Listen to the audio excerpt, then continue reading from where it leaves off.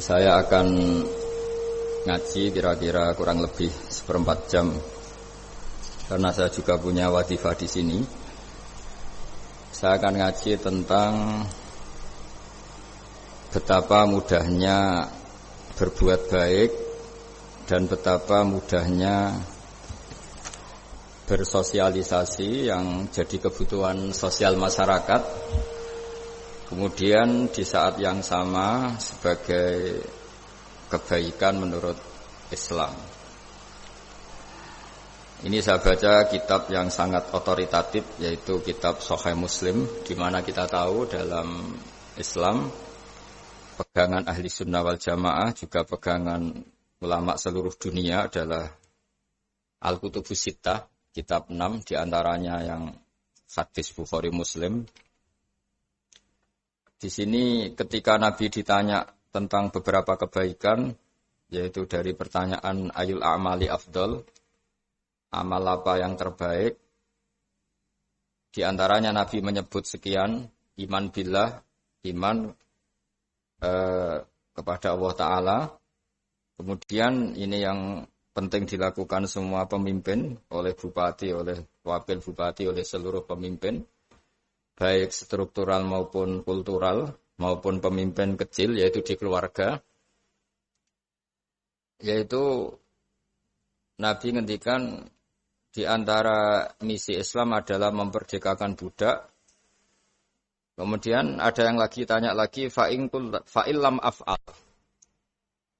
Lalu dari sekian kebaikan yang butuh biaya itu saya tidak mampu melakukan ya Rasulullah. Kalau nyumbang masjid saya tidak mampu. Kalau berbuat bikin fasilitas umum saya tidak mampu. Ada yang sekian pertanyaan dari sahabat, kalau misalnya kebaikan yang butuh biaya kami tidak mampu, termasuk di sini disebutkan kemampuan berhaji, kemampuan zakat, kemampuan sedekah, kalau semua itu kami tidak mampu ya Rasulullah. Kata Nabi, tu'inu shani'an aw tasna'u li akhraq. Ini di Sahih Muslim di bab iman dengan judul Babu bayani kaunil iman billah afdalal a'mal. Kalau saya tidak mampu semua melakukan itu ya Rasulullah, yaitu melakukan kebaikan yang butuh biaya. Kayak bangun masjid, bangun jalan, bangun fasilitas-fasilitas publik. Tu'inu shani'an aw tasna'u li akhraq.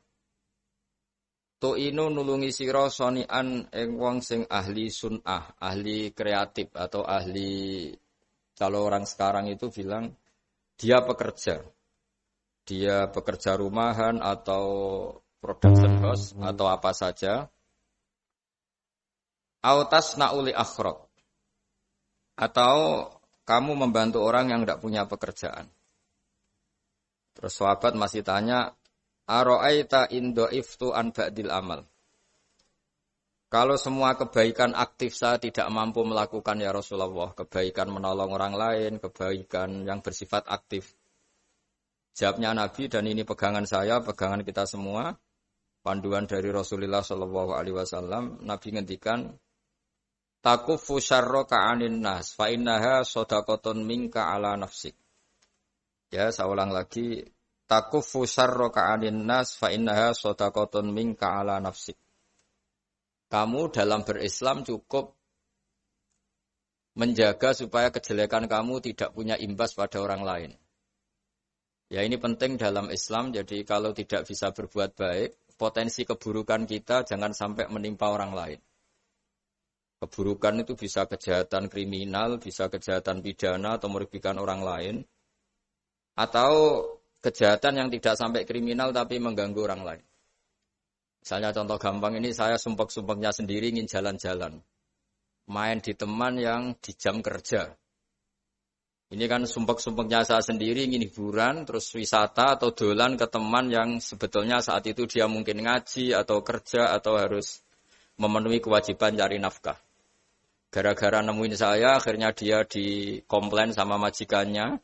Atau gara-gara nemuin saya, dia akhirnya tidak ngaji sama santrinya. Atau gara-gara nemuin saya, dia terganggu aktivitasnya. Itu juga tidak boleh. Karena berarti keburukan kita punya akibat pada orang lain. Jadi kaidah dalam Islam itu kalau tidak berbuat baik, potensi keburukan kita ini jangan sampai menimpa orang lain. Sehingga di sini Islam menyarankan uzlah. Uzlah itu nyepi. Jadi misalnya kita baru penat, baru bawaannya itu emosi, baru gak suka kumpul orang, itu ya sebaiknya jangan jalan-jalan. Karena di antara kebaikan Islam itu tabassum, senyum. Atau talqatu wajhin, ceria. Tapi karena kita mungkin jatuh kredit, jatuh hutang, atau punya masalah keluarga, sehingga bawaan kita itu emosi. Nah dalam seperti ini sebaiknya uzlah, menutup diri. Sehingga kata Rasulullah SAW dalam zaman akhir di antara kebaikan itu kamu meninggalkan manusia aktivitasnya, kemudian watadaun nas min syarrik, kamu meninggalkan manusia supaya enggak kena keburukan kamu. Jadi ada momen, ada saat di mana kita mungkin kalau ketemu orang itu bawaannya ingin sengak, ingin ngomong yang enggak enak atau kita baru penat, itu sebaiknya uzlah saja, mengurung diri di kamar atau isolasi sendiri. Karena bawaannya baru emosi. Nah ini yang jarang dipraktekkan. Kalau sekarang malah banyak yang saat susah, malah bawaannya ingin namam, ingin menvonis orang lain atau ngadili orang lain. Padahal pesannya Nabi, kalau semua kebaikan aktif tidak bisa kamu lakukan itu, takuffu syarra ka'anin nas fa innaha shadaqatun minka ala nafsik. Sehingga keburukan kita, ya, saya ulang lagi, keburukan kita yang ingin emosi, ingin apa itu tidak punya akibat orang lain. Di sini kearifannya Rasulullah SAW, beliau masyhur ngendikan, layak dilqadi wa huwa ghadban. Jangan sampai seorang hakim bikin keputusan ketika emosi, karena bawaannya orang emosi itu pasti enggak terkontrol intelektualnya, enggak terkontrol nuraninya, enggak terkontrol semua sifat baiknya. Itu kalau punya keputusan bahaya sekali. Sehingga Nabi dari awal ngendikan layak dilqadi wa huwa ghadban. Orang yang sedang emosi tinggi jangan bikin keputusan penting. Kemudian oleh ulama diteruskan juga jangan bikin keputusan penting orang yang sangat lapar atau yang sangat kenyang atau yang sangat ngantuk atau yang super sibuk. Jadi hal-hal yang potensi buruk dalam mengambil keputusan itu harus ditinggalkan. Sehingga misalnya bupati atau wakil bupati kalau sedang tidak nyaman dengan suasana apa, nggak boleh rapat kemudian memutuskan keputusan penting. Begitu juga kiai dan semuanya. Nah ini yang supaya otoritatif. Kenapa saya bawa kitab itu logikanya jelas ya. Kita sebagai dai, sebagai ustadz, atau sebagai mubaligh, atau sebagai siapa saja, yang ingin kita wariskan ke umat Rasulullah adalah dawuh-dawuhnya Nabi. Dan kalau kita ngaji tidak pakai kitab, itu sebenarnya umat kita jejali dengan pikiran kita, dengan ide kita. Jangan-jangan ide kita, pikiran kita ini tidak mewarisi pikiran Islam, tapi pikiran kita atau emosi kita. Tapi kalau kita baca kitab, artinya umat ini berhak mendapat apa yang diteladankan dan disabdakan oleh Rasulullah SAW. Tapi kalau kita, itu pasti inginnya itu kita. Misalnya kita Bupati Banyuwangi, mungkin kita akan cerita Banyuwangi dengan asik. Tapi bagi daerah lain, apa urgensinya bagi saya? Begitu juga kalau kita kiai, mungkin kita akan cerita fadhilnya kiai.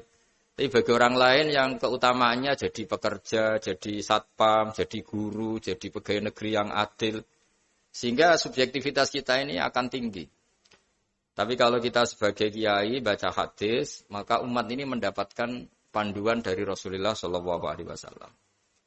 Nah, dari sekian panduan itu, kata Nabi, jika Anda tidak bisa berbuat kebaikan aktif, maka kebaikan yang harus Anda lakukan adalah potensi kejelekan kamu jangan menimpa orang lain.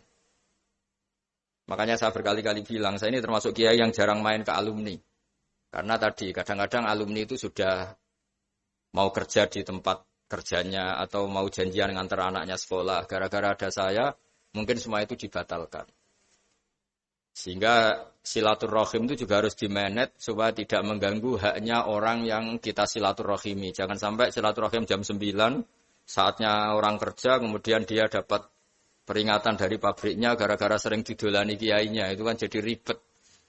Atau kiai karena sering didolani terus tidak ngaji, menutupi tamu terus. Itu kan jadi ribet. Apapun itu sehingga orang itu harus berpikir perilakunya itu tidak punya akibat la doror wa la diror. Jangan mengganggu dirinya juga jangan mengganggu orang lain. Ini oleh Nabi disebut takuffu syarra ka'adin nas fa innaha shadaqatun minka ala nafsik. Sifat buruk kamu itu harus dijaga supaya tidak menimpa orang lain. Dan itu berarti menjadi sedekah kamu atau amal kamu pada diri kamu sendiri. Jadi ini penting dimaklumatkan ke semua kita bahwa saat kita tidak bisa berbuat baik aktif, misalnya nggak bisa sedekah, nggak bisa menolong orang, setidaknya keburukan kita tidak menimpa orang lain. Nah, termasuk keburukan yang terselubung adalah kita punya pikiran yang menurut kita ini hebat, tapi bagi orang lain mungkin bahaya. Misalnya kita punya pikiran ingin jadi orang kaya raya yang dermawan. Itu artinya kan pikiran baik karena ingin jadi dermawan. Tapi artinya bayangkan orang lain itu miskin semua butuh derma kamu. Mana mau orang lain kamu bayangkan miskin butuh derma kamu. Orang lain juga bayangkan dirinya kaya gak butuh derma kamu. Itu namanya kebaikan yang subjektif. Kamu ingin jadi kiai yang ngajarin orang banyak. Oke, itu baik. Tapi kan berarti kamu bayangkan orang lain gak bisa ngaji, terus kamu saja yang bisa ngaji, sehingga kamu yang ngajarin. Ya sudahlah, kebaikan itu tidak usah muluk-muluk seperti itu. Jadi apa yang ditakdirkan kita jadi bupati ya jadi yang baik, menolong pekerja-pekerja yang baik. Saya kemarin diceritain banyak oleh Mas Anas aktivitas Pemda Banyuwangi yang menolong banyak orang, juga masyarakat juga saling menolong dan seterusnya dan terusnya. Jadi ini jelas maksud saya supaya bupati dan semuanya pemimpin melakukan kebaikan itu berdasar panduan dari Rasulullah SAW, di mana di antara aturan yang dianjurkan beliau adalah aktivitas kita sebagai manusia adalah tu'inu soni'an au tasna'uli akhraq. Ya, saya ulang lagi. Saya ulang teks hadisnya secara lengkap supaya dapat berkahnya Rasulullah SAW. Ada beberapa pertanyaan dari sahabat, ya Rasulullah, jika saya tidak bisa berbuat baik yang berbiaya atau tidak bisa berbuat baik yang aktif, apa yang saya harus lakukan? Nabi ngendikan tu'inu shani'an aw tasna'uli akhraq. Kamu membantu orang yang bekerja atau kreatif, orang-orang yang kreatif atau pekerja apa saja kamu bantu, dan bantu orang yang tidak punya pekerjaan. Terus ditanya lagi, qultu ya Rasulullah ara'aita in dha'iftu an ba'dil amal. Bagaimana kalau itu pun saya tidak bisa ya Rasulullah? Terus Nabi ngendikan tafuku syarraka anin nas fa innaha sadaqatun minka ala nafsik. Yang penting keburukan kamu tidak menimpa ke orang lain, dan itu bagian dari sedekah kamu. Nah, perlu saya ingatkan ke semua kita lah. Makanya pentingnya membaca umat Islam dengan ilmu usul fikih. Saya berkali-kali bilang, jika ada seseorang tidur, itu jangan kamu baca sebagai tidur yang meninggalkan tahajud, meninggalkan sholat qiyamul lail, meninggalkan wiridan di malam hari. Tapi juga bacalah saat itu dia tidak dugem, tidak maksiat, tidak narkoba. Sehingga barokahnya ilmu itu ada respek pada umat Islam yang tidur. Karena tidur itu juga ada fungsi meninggalkan sekian maksiat, sekian kriminalitas. Tapi kalau kita kulino tidak baca dengan ilmu, maka melihat orang tidur itu ya kayak meninggalkan tahajud, meninggalkan wiridan, meninggalkan qiyamul lail. Sehingga bawaannya kita ini akan kurang respect. Tapi kalau kita membacanya dengan ilmu, orang yang tidur di malam hari, maksudnya ya sudah sholat isya, itu ada sekian potensi maksiat yang dia tinggalkan. Dia tidak merasani orang, tidak adu-adu orang di medsos, dia tidak dugem, tidak meninggalkan. Pokoknya ada sekian kebaikan dalam saat tidur itu. Ini barokahnya ilmu. Tanpa ilmu kita tidak bisa respect seperti ini. Karena bawaannya akan, oh ini malam-malam tidak tahajud, tidak wiridan, tidak apa. Tapi kalau kita dengan ilmu, itu akan membaca dengan tidur, artinya orang tidak maksiat, tidak dugem, tidak ngerasanin orang, tidak ngata-ngatain orang. Nah di sini sadaqallahul azim ketika ngendikan wa min ayatihi manamukum billaili wan nahar. Termasuk ayat Allah itu orang tidur. Maksudnya tidur yang dengan dimaknai positif tadi, bisa istirahat, bisa meninggalkan maksiat, bisa apa-apa. Nah ini di sini hebatnya Rasulullah SAW ketika beliau memandu kebaikan. Di antara kebaikan itu apa? Takufu syarroka anin nas fa innaha sadaqatun minka ala nafsik. Kamu, potensi buruk kamu atau keburukan kamu jangan sampai menimpa pada manusia, pada orang lain. Dan itu bagian dari sedekah kamu.